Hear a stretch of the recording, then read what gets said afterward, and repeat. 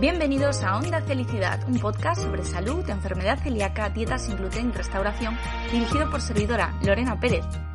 Soy celíaca, periodista especializada en el campo de la salud y co-creadora de Felicidad, un entorno digital sobre celiaquía. Onda Felicidad es nuestro podcast y en cada episodio hablaremos de temas de salud relevantes de la mano de grandes protagonistas. Muy atento, que lo mejor está por escuchar. ¡Empezamos!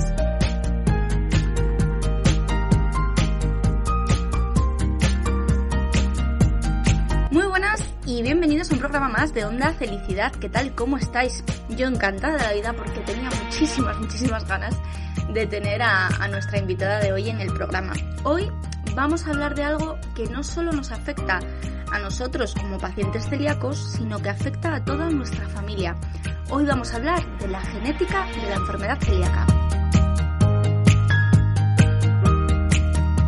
Bueno, ya sabéis, y si no sabéis, yo os informo, no os preocupéis, que según el actual protocolo de diagnóstico precoz de la enfermedad celíaca, que es un documento maravilloso que deberían tener todos los profesionales de la salud reciente, que lo hayan mirado recientemente, es un documento que publicó el Ministerio de Sanidad en mayo de 2018, pues este documento hace una definición de celiaquía donde explica que para desarrollar enfermedad celíaca es necesario que el individuo tenga predisposición genética.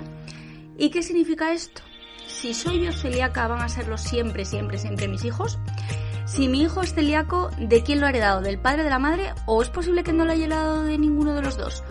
¿Puedo tener un hijo celíaco y otro que no sea celíaco?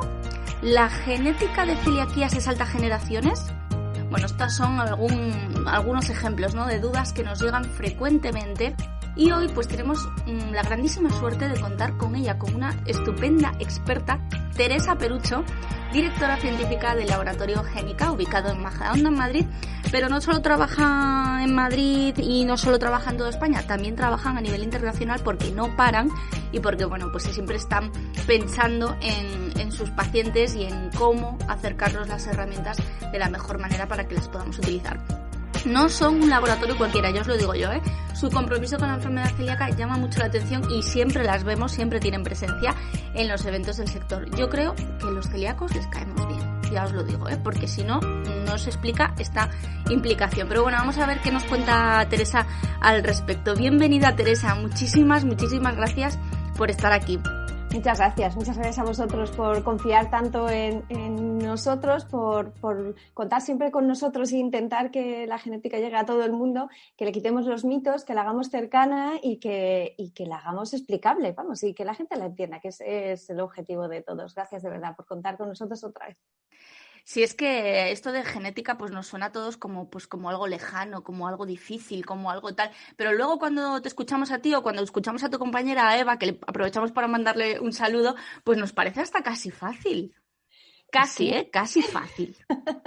Es fácil si se explica bien, pero igual que todo, hay muchos problemas económicos que son difíciles a menos que te lo expliquen bien. O sea, la cuestión es hacerla accesible. Y es que como es algo que nos afecta a todos los días, todos tenemos padres, hijos, hermanos y todos conocemos a alguien que tiene alguna enfermedad, pues de verdad que es mucho más cercana y está mucho más en el día a día de lo que parece. Bueno, Teresa, habéis tenido un 2020 muy movidito ahí en Majadahonda, ¿no? Habéis trabajado mucho este pasado año. Hemos trabajado como nunca, Lorena. Para que te hagas una idea, hemos triplicado la plantilla. Empezamos siendo 5 y ahora somos 18. Y hemos hecho más PCRs que en nuestra vida. Pero también es verdad que llevamos haciendo PCRs 17 años. Cuando yo le digo a alguien que llevamos haciendo PCRs tanto tiempo, dice, pero si antes no había coronavirus, ¿por qué hacíais PCRs? Hombre, es que la PCR es una técnica básica de genética y todos los diagnósticos pasan primero por una PCR. O sea que los laboratorios que ya estábamos funcionando y ya hacíamos nuestras propias PCRs, ha sido más fácil la adaptación a esta avalancha de muestras. Uh-huh. Sí, ¿y qué hacéis? Muy interesante. Sí, porque además yo me acuerdo de eso de hablar en alguna ocasión contigo y decirme, es que estoy hasta arriba de trabajo, porque claro, de tener un trabajo como una rutina habitual a de repente una avalancha, además, bueno, estáis ahí en Madrid, que fue donde de alguna manera empezó todo, me imagino que tuvieron que ser meses realmente complicados. Han sido meses muy complicados, pero sobre todo por no poder dar respuesta rápida a algo que hacía falta que fuera inmediato. Entonces, nuestro estrés ha sido pues justo no poder ayudar a diagnosticar con la suficiente rapidez para que se aislasen a los pacientes que tenían síntomas y se frenase la progresión de la pandemia. Y desde el punto de vista científico ha sido todo un reto porque hemos tenido que hacer muchísimas pruebas sin medios, porque los reactivos se acababan, no había stock de material de laboratorio, entonces nos hemos tenido que reinventar constantemente. Los que somos empollones científicos, pues en el fondo ha sido como un reto muy, muy, muy interesante, porque cada día faltaba algo y iban a tardar una semana en traernos, entonces tenemos que inventar cómo lo suplíamos. Y desde el punto de vista científico ha sido un reto muy, muy, muy interesante. Y poder ayudar a la gente a saber si tiene síntomas, si no, o demostrar que no los tiene para acceder a un parto o para poder despedirse de su familiar o para... La verdad es que esa ha sido la parte más bonita. Fue una situación muy complicada. ¿Llegasteis a pasar miedo en el sentido de ver cómo aumentaban los diagnósticos positivos, o sea, las confirmaciones, ver que además no erais capaces de dar esa respuesta en el tiempo que queríais? ¿Hubo un momento realmente de decir, esto no sabemos cómo va a seguir? No, miedo no. Lo que suponía era unas ganas constantes de mejorar. Entonces, si hacíamos 3 genes, ¿cómo podemos hacer estos 3 genes más rápido? En vez de en 3 tubos, uno cada uno, pues hacerlos los 3 en el mismo tubo para procesar las muestras 3 veces más rápido y poder dar una respuesta mucho más inmediata, que la damos en horas, en 24 horas como tarde. O sea que ha sido un aprendizaje constante y un sobreesfuerzo para estar siempre a la última. Y al final, lo último ya que hemos hecho ha sido poner muestras, hacer las muestras en saliva para que sean todavía mucho más fácil de tomar, para que sea apto para niños, para personas dependientes, para que no tengan las personas que tienen que hacerse esta prueba de forma repetida, que no tengan siempre que sufrir la muestra orofaríngea y esa ha sido nuestra última apuesta. Pero justo ha sido un reto constante. Uh-huh. Ha servido, siempre hay que intentar ver las cosas buenas, ¿no? de todo, el 2020 para que toda la población nos diésemos un poco cuenta de la importancia que tiene la investigación, de la importancia que tenéis los que además, totalmente apasionados por vuestro trabajo, invertís horas y horas y horas en hacer algo que es bueno para todos, obviamente. La verdad es que sí, por lo menos pues, la gente sabe que existimos, eso es lo que te decía, la gente sabe lo que es una PCR, que me hace mucha ilusión ahora. Es verdad que hay muchos profesionales sanitarios que están en la trinchera atendiendo a los pacientes y dando lo mejor de sí de cara a los pacientes, y hay muchos profesionales sanitarios detrás que no atendemos a pacientes, pero somos los que hacemos todas las pruebas para que los pacientes y sanitarios que están atendiendo puedan atender mejor y que se reconozca esa labor. La verdad es que ha sido muy bonito también, sí. Sin vosotros no habríamos hecho, bueno, imagínate, es que no lo quiero ni pensar, ¿no? Si no hay ese sobreesfuerzo para darnos las pruebas cuanto antes, para que una persona sepa, oye, pues sí, estoy contagiado, tengo que restringirme, quedarme en casa, tengo que estar en mi habitación para no contagiar a mi familia, no sé qué habría sido de toda esta situación tan brutal que hemos vivido y que, por desgracia, bueno, pues seguimos viviendo, que no sé lo que nos deparan estos próximos meses, porque han llegado las vacunas, pero bueno, pues entre que las cosas de Palacio van despacio, porque obviamente está el mundo entero esperando por esas vacunas, luego también tenemos la parte de esos negacionistas o también los antivacunas que lees cosas de todo tipo. Te comentaba antes de empezar a grabar ese bulo, ¿no? que pulula por ahí, que dicen que estas vacunas te modifican el ADN. A ti te entra un poco de risa, ¿no?, cuando escuchas eso. A mí me da risa y pena a la vez, porque, claro. Porque la gente que habla sin conocimiento y que habla con mucha categoría, la verdad es que habla con tanta seguridad que los demás se lo creen, y cuando oyen palabras que no entienden, pues entonces ya pues todavía más miedo pueden generar. Entonces, hay muchas vacunas que están hechas con ARN, muchas, que hemos utilizado siempre y que seguimos utilizando. Las vacunas con ARN no modifican el genoma del paciente. De hecho, no llegan a entrar en el núcleo, que es donde está el ADN. Ni siquiera entran ahí. se usa el ARN porque es un fragmento del virus y lo que se hace es que se sintetiza con esas instrucciones una proteína para que nuestro sistema inmune tenga defensa contra esa proteína. Pero eso no modifica nuestro ADN para nada. Además, es tan poco estable el ARN. Hemos leído que las vacunas hay que transportarlas en frío y que aguantan muy poquito tiempo. Pues dentro del organismo igual, aguantan poquísimo tiempo, lo justo para que se lea esas instrucciones y se fabrique esa proteína, pero nada más. O sea, no son negativas para nosotros, no son peligrosas para nosotros. Sí, además que, bueno, pues una vez más la ciencia viene a salvarnos, a decirnos, oye, vamos a poco ir retomando, ojalá, ¿no?, la normalidad, y esto pasa por una vacunación y por una inmunidad de grupo o de rebaño, ¿no?, que denominan, y bueno, pues en ello estamos, ¿no? Es verdad que son unas vacunas muy rápidas que se han fabricado de una manera muy, muy acelerada, pero eso no significa que no tengan las medidas de seguridad adecuadas y que no hayan pasado los controles adecuados. Dentro de un tiempo saldrán otras vacunas que te conseguirán una inmunidad mucho más duradera y a largo plazo, pero eso no significa que no tengamos que vacunarnos ahora. Si es que es mucho mejor ser parte de la solución y no parte del problema. Efectivamente. Has dicho una cosa y yo además la corroboro, ¿no?, que es el tema de las PCRs que estáis haciendo en saliva, que evitáis el trago de, bueno, pues que no es agradable el tema del palito por la nariz, que yo, bueno, tengo amigas que además lo definen de una manera muy, muy, muy gráfica. Pero bueno, yo antes de venir a Asturias quería estar tranquila. Y me hice una PCR y me pareció un sistema súper cómodo porque efectivamente es una muestra de saliva lo que permite que, bueno, que los niños sobre todo pues no tengan que pasar por esa situación que para ellos es más complicado. ¿En qué consiste exactamente? Cuéntanos esta prueba que hacéis en Génica. Pues es una PCR igual. O sea, los que me preguntan si es igual de válida, es que lo que es válido es la PCR, que es la técnica, que es la técnica de amplificación del virus y que lo hace una técnica muy sensible. O sea, que la PCR es igual. Lo que pasa es que la muestra, en vez de ser por un palito por la nariz, una muestra nasofaringea o un palito por la garganta, una muestra orofaringea, es una muestra de saliva. Hay que escupir en un tubito, hay que llenar 1 mililitro de saliva y ya está. La Universidad de Yale ha sacado varias publicaciones que dicen que la cantidad de virus que hay en una muestra de saliva es la misma que en una muestra orofaringea y nosotros simplemente hemos puesto a punto la técnica para que la muestra sea diferente. O sea, que es la mezcla de saliva más PCR lo que lo hace igual de sensible que muestra nasofaringea más PCR. Uh-huh. Y la verdad es que ha sido muy, muy bien aceptada.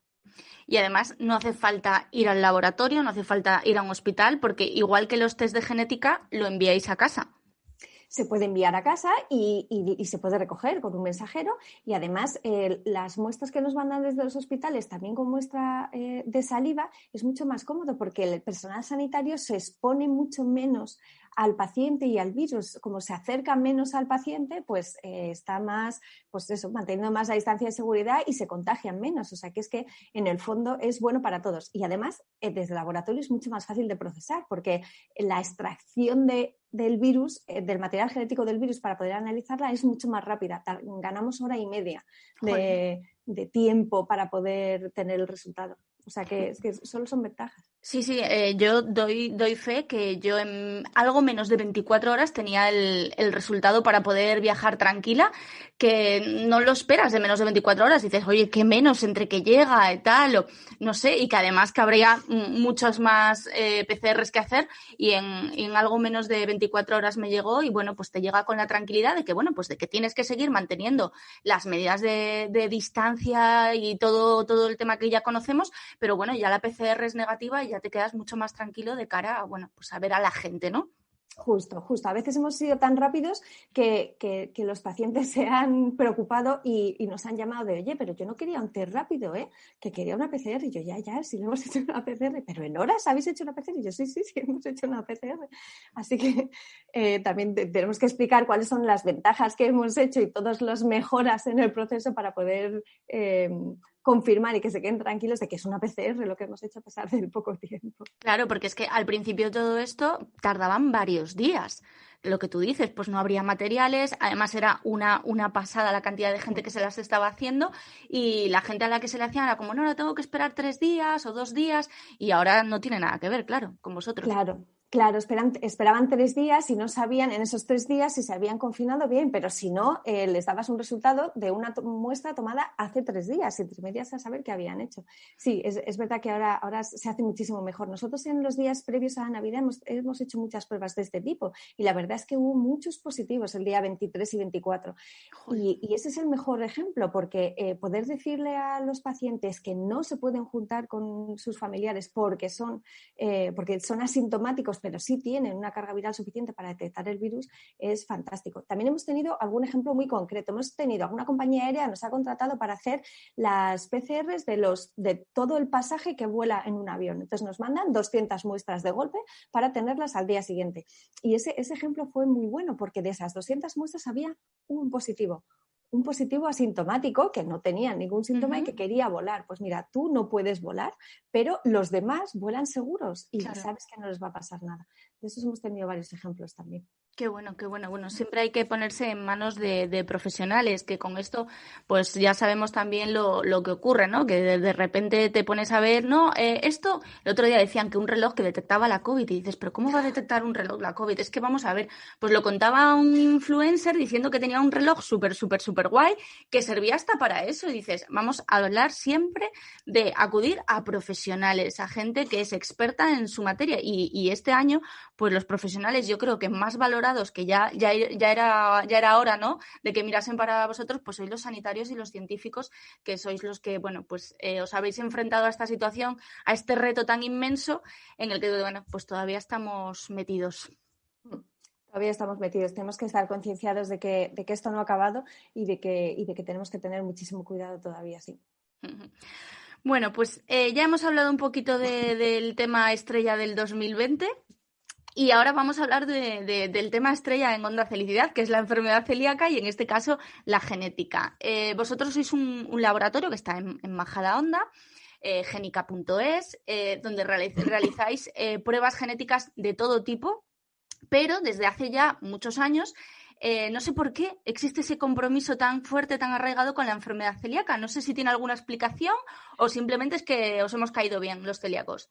Justo es eso, es justo eso, es un colectivo que está motivado, no, lo siguiente, que consigue que los profesionales que podemos ayudarles y trabajar para ellos nos motivemos más todavía porque son exigentes, pero piden con conciencia y sabiendo lo que están pidiendo. Es muchísimo mejor muchísimo más implicado que otros colectivos de pacientes. O sea, es justamente eso, de verdad, es dar respuesta a lo que los pacientes piden. Nada más. Nada más. Además, estar a la altura de lo que vosotros pedís. Además que, bueno, pues eso, la celiaquía es una enfermedad realmente compleja y a veces en consulta nos dan muy poquita información, sobre todo cuando hablamos de genética. Los pacientes salen de la consulta del digestivo pues teniendo claras ciertas cosas, pero con la genética siempre hay muchas dudas y te imaginas, ¿no?, la cantidad de preguntas que nos llegan habitualmente, sobre todo cuando hay un diagnóstico reciente sobre la genética, las pruebas que hay que hacer a los familiares de primer grado, qué significa estar predispuesto genéticamente. Así que, bueno, como te tenemos aquí, vamos a ir una por una desgranándolas todas para que la gente se quede tranquila y tenga la información de bueno, pues una de las mayores expertas en genética en nuestro país. ¿Qué significa que la enfermedad celíaca tenga esa predisposición genética, requiera esa predisposición genética? Antes de responder, también quiero puntualizar que los médicos no saben de genética porque no es una asignatura obligatoria de su carrera. Antes es obligatoria desde hace unos cuantos años, pero hay muchos médicos que han acabado hace mucho tiempo que no han estudiado genética en su carrera. O sea, que no es que ellos no estén actualizados en genética, sino que es que no les han dado la formación necesaria. Porque es verdad que en España somos el único país de Europa que no tiene la especialidad de genética, no es una especialidad sanitaria. Entonces, somos el único. Todos los demás países de Europa, los médicos pueden hacer un MIR especializado en genética y rotar por los servicios de genética a los hospitales, pero en España no hay. O sea, que no es culpa de los médicos no saber de genética. Claro. Ellos es la formación que han recibido. Por eso estamos ahora intentando, pues eso, ayudarles a comprender esta herramienta y a poder ponerla en práctica. Ahora sí hay carreras de genética, pero todavía no es una especialidad sanitaria. Todavía estamos luchando para que sea especialidad sanitaria. ¿En serio? Somos el único país. Antes era España y Grecia, pero ahora ya Grecia ya sí tiene especialidad sanitaria y España todavía. Pues nada, a seguir luchando porque es algo básico y fundamental, entiendo, para un profesional sanitario, para un médico, comprender la parte genética que pueda tener la enfermedad que toque en ese momento. Sí, porque además es que nosotros tenemos pruebas genéticas asociadas a todas las especialidades y damos apoyo a todos los especialistas. Hay pruebas genéticas que ayudan en neurología, en oncología, en digestivo, por supuesto, en pediatría, en ginecología, o sea, en todas las especialidades hay una prueba genética que puede aportar información útil para que el médico haga un buen diagnóstico. O sea, que debería... Esperemos que exista pronto una especialidad sanitaria genética. Sí. Y la enfermedad celíaca es una enfermedad genética, es una enfermedad hereditaria porque hace falta tener un componente genético para que los pacientes desarrollen la enfermedad. Si los pacientes no tienen ese dato genético, ese componente genético, no pueden desarrollar la enfermedad. Y estos son el famoso DQ2, DQ8 y half DQ2, que los pacientes en los que no se detectan estos marcadores se puede descartar la probabilidad de que desarrollen la enfermedad. Los libros y los artículos dicen que se descarta con un 99% de probabilidad, pero nuestra experiencia en el laboratorio, por ejemplo, que llevamos cerca de 8.000 pacientes analizados, nos ha pasado 2 veces. 2 pacientes que no tenían la genética compatible con enfermedad celíaca y que el médico les había diagnosticado enfermedad celíaca. O sea, 2 de 8.000 es nuestro dato. La bibliografía dice que es el 1% solamente. Pero vamos, en el informe, cuando no aparecen los marcadores genéticos asociados a enfermedad celíaca, que son DQ2, DQ8 y half DQ2, ponemos que se descarta la enfermedad. O sea, que es una enfermedad hereditaria y genética por eso. Y cuando sí aparecen alguno de ellos, el DQ2, el DQ8 o el half DQ2, ¿confirmamos la celiaquía o sumamos un puntito a las probabilidades de ser celíaco? Justamente, sumamos un puntito a esas probabilidades. La prueba tiene un excelente valor predictivo negativo. Si es negativo, sí que podemos decir con seguridad que no la va a padecer. Si es positivo, podemos decir que tiene riesgo a padecerla, pero hay un porcentaje muy elevado de la población que tiene esos marcadores y no desarrolla la enfermedad. Entonces, hay un componente ambiental también importante que por ahora lo desconocemos y que no sabemos por qué algunos pacientes con los marcadores genéticos la desarrollan y otros no. Por lo tanto, es una prueba fundamental dentro del protocolo diagnóstico porque puedes tener, y además siempre lo explican los médicos, los especialistas en digestivo, ¿no? Dicen, es que a veces nos encontramos con una atrofia vellositaria, pero no tiene por qué ser siempre celiaquía. No hay una lesión característica y exclusiva de la enfermedad celíaca. Entonces, cuantos más datos tengamos, mucho mejor para dar ese diagnóstico. Claro, es que la enfermedad celíaca es una de las más difíciles de diagnosticar precisamente por eso, porque no hay una prueba única de diagnóstico que otras enfermedades sí que tienen, pero esta no. Entonces, cuantos más datos tenga el médico y más datos interesantes pueda recopilar, mejor podrá hacer el diagnóstico.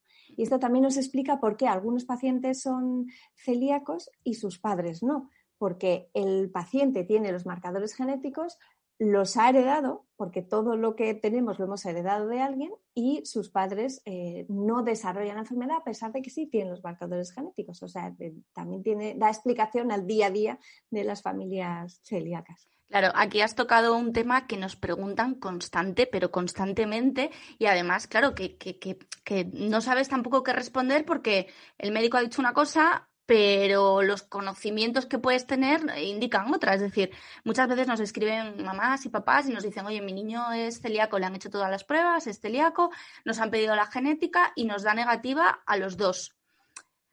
Claro, te explican, es que el médico nos ha dicho que ha podido ser una mutación de un gen o que lo ha heredado de su tío, que su tío tiene problemas digestivos. Yo siempre os recuerdo a ti y a Eva diciendo, no podemos dar a nuestros hijos lo que no tenemos y nuestros hijos no pueden tener algo que no han heredado de sus padres, ¿no? Justo, no puedes transmitir algo que no tienes. Y todo lo que tienen tus hijos se lo has transmitido tú, o tú o tu pareja. Pero vamos, de los padres siempre han heredado algo. La genética no se salta generaciones, no puede pasar de abuelos a nietos, siempre pasa a través de los padres. Que los padres no lo expresen y no demuestren que lo tienen es otra cosa, pero lo tienen para poder transmitirlo. Si no lo tienen, no lo pueden transmitir. O sea, es una es un O sea paso. que, claro, en un caso así, es decir, si yo tengo un niño que sí que es celíaco, le hacen la prueba genética y tiene un DQ2, por ejemplo, me hacen a mí la prueba y se la hacen a su padre y resulta que la genética es negativa, quizás puede ser que no se ha hecho un HLA completo. Justo.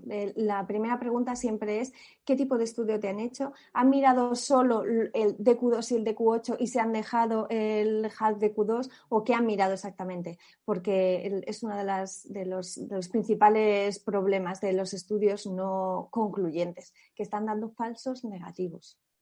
Eso es un peligro porque, claro, estás descartando, como tú dices, ¿no? Cuando es negativo, descartas y te olvidas para siempre de la enfermedad celíaca, pero claro, si no está correctamente descartado, igual estamos enmascarando un problema que nos puede dar problemas a la larga. Justo, porque si te crees que no eres celíaco y puedes seguir exponiéndote al gluten con tranquilidad y resulta que es que sí que lo eres, pero no han analizado el marcador adecuado, entonces te estás exponiendo de una forma peligrosa. Peligrosa, claro. Hablamos siempre, de manera tradicional, siempre se ha hablado del DQ2 y del DQ8, como los genes más tradicionalmente relacionados con la enfermedad celíaca. Pero a vosotras os escuchamos hablar siempre del HALF-DQ2 y que nadie se olvide del HALF-DQ2. ¿Qué es exactamente el HALF-DQ2? Pues como su nombre indica, es la mitad de un DQ2, tal cual. El DQ2, nosotros miramos los genes, el nombre del gen es HLA-DQA1, es el nombre de un gen y el nombre del otro gen, porque son dos, es HLA-DQB1, ¿vale? Analizamos siempre el DQA1 y el DQB1 y cuando analizamos los dos, la combinación del resultado es lo que nos da o DQ2 o DQ8 o la mitad de un DQ2, que es un HALF-DQ2. Es verdad que el 95% de los pacientes celíacos tienen DQ2, el 5% tienen DQ8, pero el DQ2 es el más frecuente en la población celíaca. Pero hay algunos que solo tienen, de los dos genes que analizamos, solo uno de ellos tiene el DQ2. Entonces, a eso le llamamos HALF-DQ2. Por eso hay que mirar siempre los dos genes por completo, no solamente la combinación de este y este que dé DQ2, sino este por un lado y este por otro para poder detectar el HALF-DQ2. Es verdad que da una probabilidad más baja de desarrollar enfermedad celíaca, pero es que el riesgo a desarrollarlo podemos cuantificarlo, pero en el fondo es riesgo o no riesgo. Si tienes riesgo, tienes posibilidades, si no tienes riesgo, lo descartas. O sea, da igual que el riesgo te salga alto, moderado o bajo, es riesgo de desarrollarla. Y el HALF-DQ2 da un riesgo moderado o bajo de desarrollarla, pero es una posibilidad. Y cuando no se analiza y no se detecta, se está dando un falso negativo. Claro, por eso es importante, pues eso, acudir a laboratorios donde te hacen el tipaje completo, porque realmente es una información fundamental que tienes que tener clarísima, porque bueno, yo siempre lo digo, hacerse una prueba genética cuando eres familiar de primer grado, aunque no tengas síntomas, es muy importante, porque de cara a que el día de mañana los desarrolles ya tienes esa información, ¿no? Justo, eso que decimos a los pacientes, bueno, me ha dado positivo, ¿y ahora qué hago? ¿Me tengo que quitar el gluten? ¿Tengo que...? No, no hace falta. Si no tienes síntomas, no tiene que hacer absolutamente nada. Solamente tener ese dato en la cabeza y tenerlo accesible para que el día que desarrolle algún síntoma, porque la enfermedad celíaca, como sabéis, no son solo síntomas digestivos, el día que desarrolle algún síntoma que pueda estar asociado, que lo primero que haga sea descartar la enfermedad celíaca. Y ese estudio genético ya está hecho. Además, es muy importante también hacer un estudio genético completo, un tipaje completo, porque ahora mismo se asocian el DQ2, el DQ8 y el HALF-DQ2, pero en el futuro, quién sabe si se pueden llegar a asociar alguno más. En la Sociedad Española de Enfermedad Celíaca, en la SEC, en la cual pertenecemos, ya he visto en un congreso un póster hablando del DQ9 asociado a enfermedad celíaca. Es verdad que para que se generen otra asociación hace falta muchos estudios y que lo demuestren muchos investigadores, pero yo ya he visto uno. Los pacientes que tengan un estudio completo, un tipaje completo, el día que se descubra que hay otro marcador, pues ya tendrán el estudio hecho. No hace falta repetírselo porque la genética no varía. No varía, es la misma genética con la que nacemos y la tenemos a lo largo de la vida. O sea que este estudio hay que hacérselo solamente una vez y si está bien hecho, pues entonces no hace falta repetirlo. Claro, además, tú tienes un especial récord de hacer prueba genética a bebés dormidos, porque utilizáis una técnica, pues es verdad, que no te enteras, que el niño no se entera, y se puede hacer también a bebés. Quiero decir, no hace falta estar consumiendo gluten para hacer esta prueba. Si tú eres celíaca y tienes un niño y quieres saberlo, puedes hacerlo antes de la introducción del gluten. Justamente, el caso de ese niño es que no se despertó, o sea, estaba dormido, le tomé la muestra y siguió dormido, cosa que fue estupenda. Y es verdad que la genética es independiente de la dieta, entonces los pacientes nos llaman y tengo que dejar la dieta sin gluten para poder hacerme el estudio genético. No, si es que no varía, es que el ADN no varía ni con lo que esté comiendo. De hecho, puede no venir en ayunas si no hace falta, solamente hace falta tener la boca limpia, que como tomamos una muestra de mucosa bucal, sí que necesitamos que no haya nada en la boca y solamente haber bebido agua en la última hora. Pero por haber desayunado, podemos tomar la muestra por la tarde perfectamente. Lo malo es cuando vienen los niños merendando, que los padres van a buscarles a la puerta del colegio y es difícil no darles un bocadillo cuando te lo está pidiendo, de verdad que es difícil. Entonces viene el niño tomándose un bocadillo de jamón y queso. Y cuando le tomamos la muestra de mucosa bucal, en esa boca hay ADN del niño, por supuesto, hay ADN de trigo, hay ADN de cerdo del jamón, hay ADN de la vaca con el queso y entonces diferenciar ADN es complicado, es imposible ya, porque químicamente son muy parecidos y entonces en ese caso le decimos que se vaya a dar un paseo, que necesitamos que la boca esté limpia y que vuelva. Qué bueno. Y hay veces que vienen merendando y dicen, no, pero me acabo de lavar los dientes porque he ido a mi casa de camino, me he lavado los dientes, me he echado colutorio y tengo la boca muy limpia. Y yo, pues, demasiado limpia la tiene, porque necesitamos células muertas en realidad. Y si la tiene demasiado limpia, tampoco podemos recoger células muertas para hacer la prueba. Así que le mandamos a dar un paseo y para que genere otra vez células muertas y cuando viene ya le podemos tomar la muestra más fácilmente.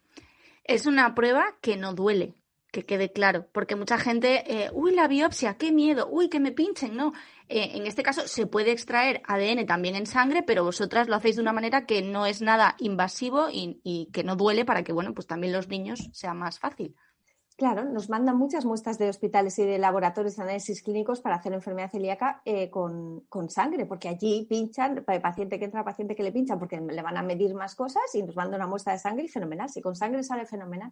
Pero nosotros hemos querido apostar por la mucosa bucal precisamente porque por el beneficio de los pacientes, para que vean que, para ayudarles lo máximo posible. Para nosotros será un reto porque hay menor cantidad de ADN en ese tipo de muestra que en la sangre y hemos tenido que poner a punto todas las pruebas para poder hacerlo con menos cantidad de ADN, pero es igual de fiable. El ADN es el mismo en cualquier sitio del organismo, como si pudiéramos hacerlo de un trocito de tejido, de un pelo o el pelo es que no hay suficiente cantidad, pero si no sería posible. De un pelo hacemos, pero para otras cosas, pero no para la enfermedad celíaca que necesitamos mucha cantidad.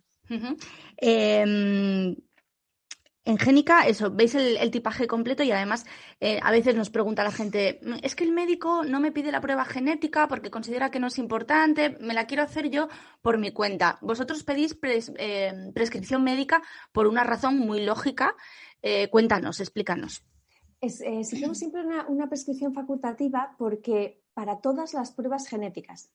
Es verdad que los pacientes celíacos pueden no llegar a entender esto porque ellos muchas veces saben más su necesidad de una prueba genética que sus médicos. Entonces los piden la prueba genética y el médico le dice que no.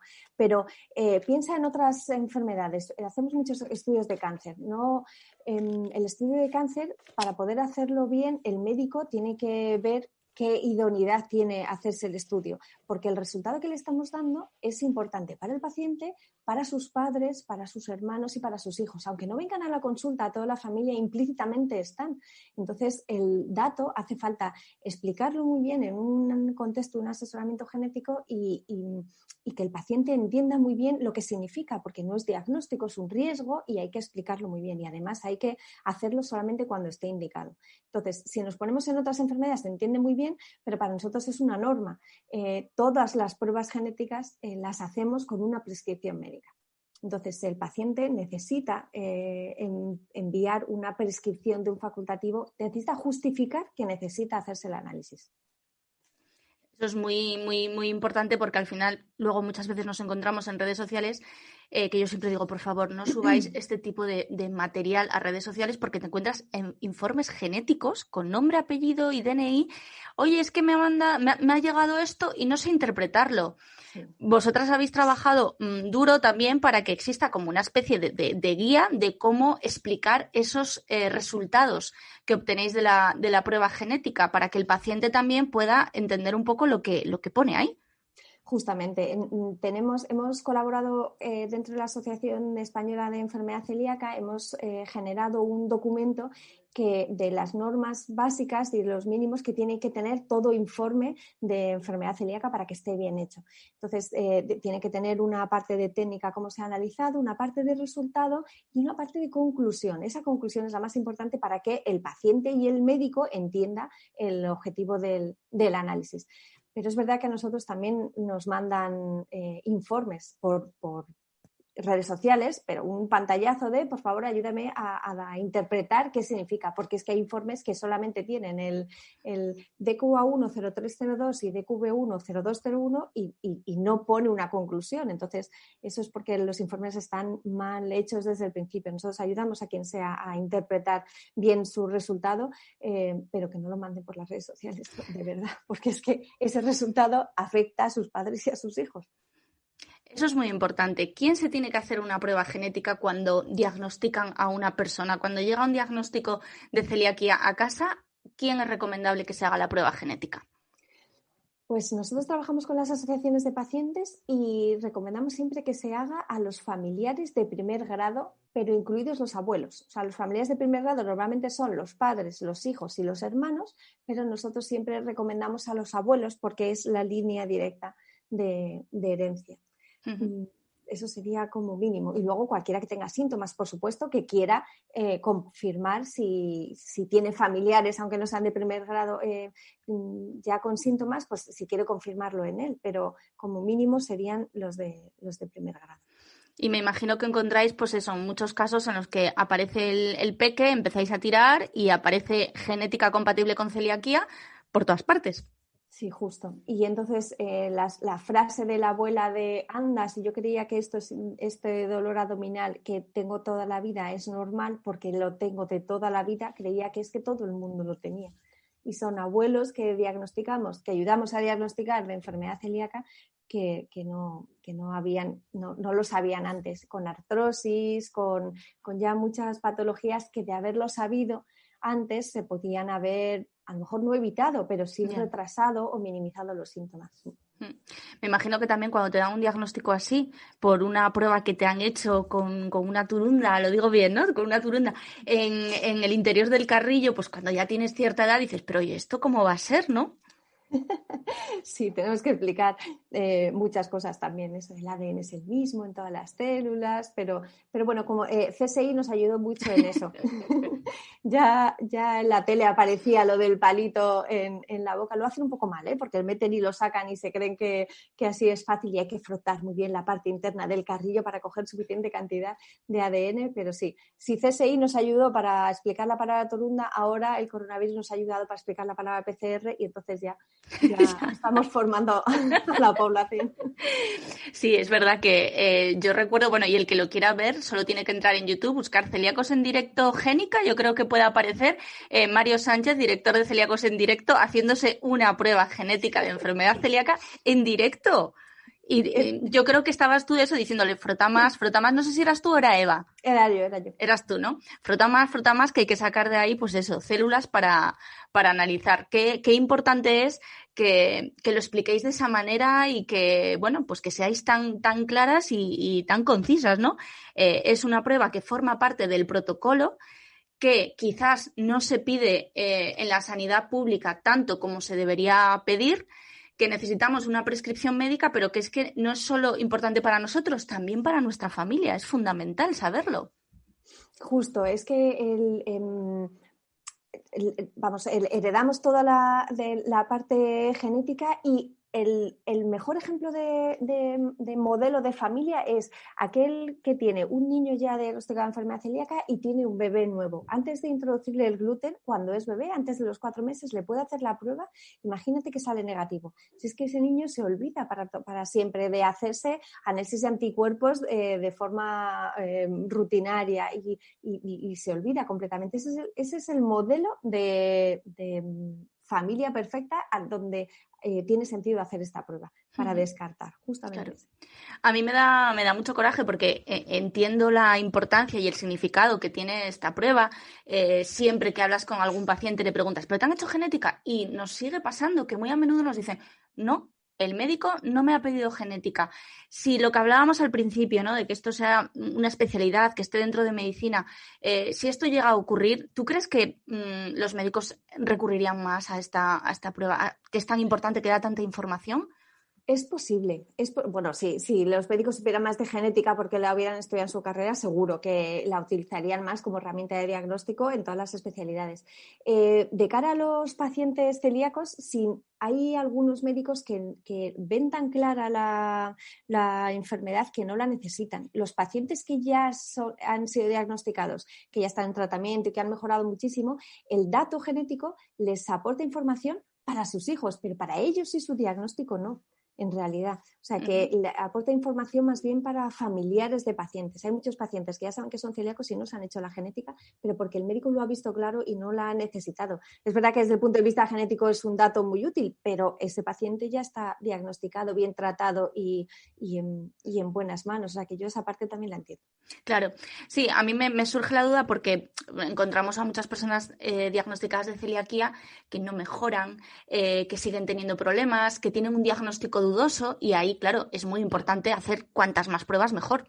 Ahí sí, por supuesto, porque aportar una información muy útil y le puede dar pistas al médico de qué es lo que está pasando. A lo mejor no es enfermedad celíaca, a lo mejor es otra cosa y le puede aportar una información muy, muy útil. En esos casos sí. Uh-huh. Y yo me planteo una cosa, y ya vamos acabando, que es que estoy abusando hoy de ti, Teresa. Conozco muchos casos de personas diagnosticadas hace un montón de años que hicieron pruebas genéticas a sus familiares, pruebas genéticas que dieron negativas en los años, pues ponte 90, cuando, por ejemplo, el HALF-DQ2 no se estaba estudiando. Y a esas personas se les ha descartado enfermedad celíaca porque no tienen genética compatible con enfermedad celíaca. Pero ¿y si les hacemos ahora el tipaje completo y tienen un HALF-DQ2? Quiero decir, es que estamos hablando de muchísimas personas. Tiene que haber muchísimas personas así, pero no solo en los años 90, es que hay laboratorios ahora que no analizan el HALF-DQ2 y solamente van a buscar el DQ2 y el DQ8 y cuando sale negativo dicen que se descarta. O sea, es que eso no pasa solo en los años 90, ahora mismo también está pasando y tiene que haber muchas personas que se creen que no son celíacos y que sí que lo son. Tiene que haberlas, sí. Es que yo conozco familias con hijos celíacos, 2 hijos celíacos, y mamá y papá no tienen genética y es como, es que es imposible, de verdad. Pero claro, soy yo la loca del gluten, ¿no? Que dice que no es posible, que no es posible. Pero es que os escucho, os he entrevistado 1000 veces y sé que estas cosas ocurren. Entonces es como, ¿por qué no les pides a tus padres unas pruebas genéticas? Es que ellas se las hicieron y salió negativo. Y ahí que, pues claro... Confirma que están hechas bien y que están hechas completas y si no, habría que ampliarlas, habría que repetirlas. Uh-huh. Pero es que la ciencia avanza así. Ahora mismo claro. Se saben más cosas y se sabe que los estudios se pueden hacer de otra manera. Uh-huh. Es una cosa que es habitual en el conocimiento científico, va avanzando y nos tenemos que beneficiar de él siempre que podamos. Claro, efectivamente, lo que comentabas antes del DQ9, ¿no? Pues quizás dentro de unos años también se estudie. En el caso de hacer las pruebas con génica, como los miráis todos, pues simplemente habría que revisar el informe, no habría que hacer otra prueba. Justo, nada más. Solo revisar el informe que no varía. Que no varía, eso es importante. Si te hacen una prueba completa bien, no tienes que repetirla. No es como una biopsia, que es una fotografía. En este caso no hay variación. Sí, justo. Hay algunos pacientes también que ya alguna vez hablo con ellos y me dicen, digo, ¿pero le han hecho la prueba genética? Y dice, sí, me la hacen todos los años. Pues entonces no es una prueba genética. Entonces me está usted hablando de la prueba de sangre y de anticuerpos. Sí, esa es la que me hacen todos los años. Yo, pues eso, pero la genética no. Esa se hace una vez solo. Se hace una vez solo, eso es. Bueno, Teresa, pues no sé, yo creo que hemos tocado todos los temas. No sé si nos ha quedado alguna cosa así que consideres muy importante. Yo encantada de hablar con vosotros siempre. La enfermedad celíaca es una de nuestras prioridades siempre, pero hay más cosas. Es que hay una herramienta ahora muy potente también, solamente te la cuento para que empiece a sonar un poquito, que es la farmacogenética, que es decir a los pacientes cómo responden a los medicamentos y cómo si los metabolizan rápido o no, para ver si el tratamiento que le están dando es específico o no, si tienen que aumentar la dosis porque no está siendo específico o bajarla porque se está acumulando. Uh-huh. Es simplemente eso, para que empiece a sonar. Farmacogenética, o sea, es como un poco el efecto que en tu cuerpo, en función de tus genes, tiene un fármaco o tiene otro. Justo, es el fármaco se aplica sobre todo en oncología y en cardiología. Claro, el oncólogo está dando un medicamento que el hígado metaboliza más o menos rápido. Imagínate que el hígado lo metaboliza muy rápido, entonces este medicamento enseguida se elimina y no llega ni a tener la dosis terapéutica necesaria para que haga efecto. Los pacientes que son metabolizadores rápidos necesitan más cantidad de dosis. Nada más. Uh-huh. En cambio, los pacientes son metabolizadores lentos, con esta cantidad de dosis, el medicamento no se elimina y se va acumulando, entonces resulta tóxico. Estos pacientes que son metabolizadores lentos necesitan menos cantidad de dosis para que pueda eliminarse con suficiente velocidad y que no se acumule y no tenga efectos adversos. Súper útil, porque entiendo que si un medicamento te resulta tóxico, si no te haces este tipo de pruebas, si no tienes ni idea, pasa un tiempo hasta que el médico dice, vamos a cambiarlo. No, es que el paciente puede fallecer. Es que en capecitabina con el irinotecan, en oncología, en cáncer de colon, es que el paciente puede fallecer. Si tiene unas dosis tóxicas del medicamento, le pueden producir neutropenia y puede fallecer. De hecho, la Agencia Española del Medicamento ha publicado unas recomendaciones este año, en mayo de este año, del 2020, pasado.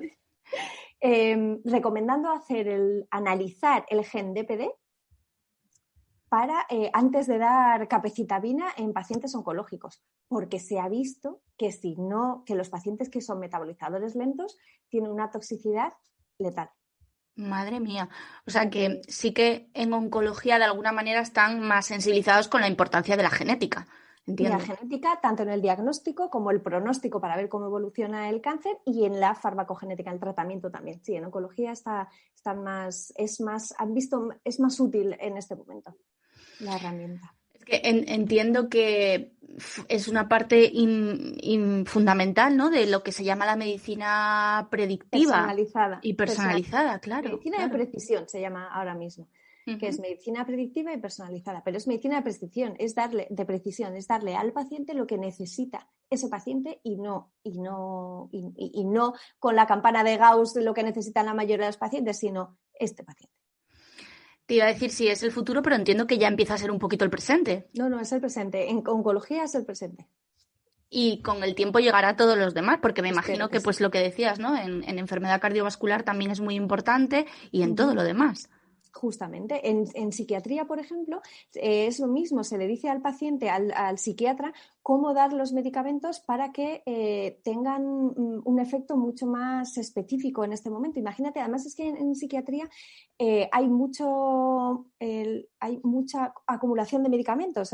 Los pacientes están polimedicados. Sí. Entonces, la interacción entre ellos ya es complicada. Pero también es muy complicado ver el efecto porque es algo que no es tan objetivo. Es una sensación del paciente y se ve más a largo plazo. Entonces, si podemos adelantar semanas el efecto y que sea un efecto mucho más específico, pues es una gran ayuda para los pacientes y para los médicos. Así que ahora mismo en psiquiatría y en oncología ya se utiliza la farmacogenética en la práctica de rutina. Qué interesante que nos cuentes estas cosas, porque siempre nos suena, pues eso, ciencia, investigación, como todo muy abstracto, pero es que hay que ver que es práctico, que es útil, que salva vidas, etcétera, etcétera. O sea que, bueno, pues es un placer escucharte, que nos lo expliques así de bien, porque si no luego lo leemos en cualquier otro sitio y empiezan las historias así raras y no puede ser, que hay que siempre traer información veraz, actualizada y de la mano de profesionales. Sí, la genética siempre ayuda. No modificamos el ADN de nadie ni hacemos cosas raras. Los genetistas solo ayudamos a diagnosticar y a tratar a pacientes.